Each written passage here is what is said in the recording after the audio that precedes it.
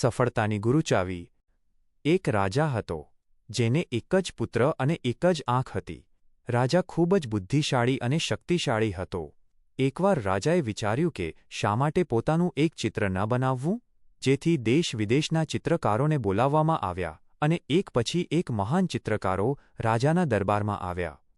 રાજાએ બધાને કહ્યું કે તેઓ તેની એવી રીતે તસવીર બનાવે કે જેમાં તે સંપૂર્ણ સુંદર દેખાય।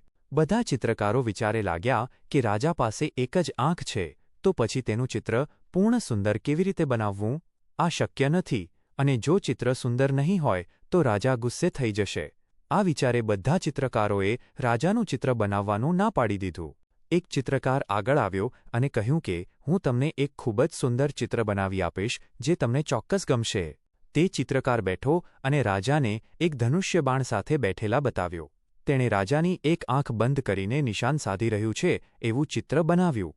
રાજા ખૂબ ખુશ થયો। ચિત્રકારે રાજાની ખામીને છુપાવીને અત્યંત સુંદર ચિત્ર બનાવ્યું હતું। રાજાએ તેને ઘણું સન્માન અને સંપત્તિ આપી।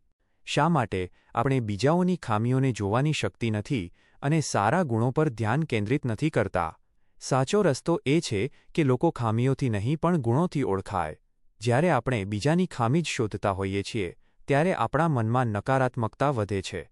નકારાત્મક પરિસ્થિતિઓમાં પણ સકારાત્મક વિચાર આવવો એ સફળતાની ગુરુચાવી છે।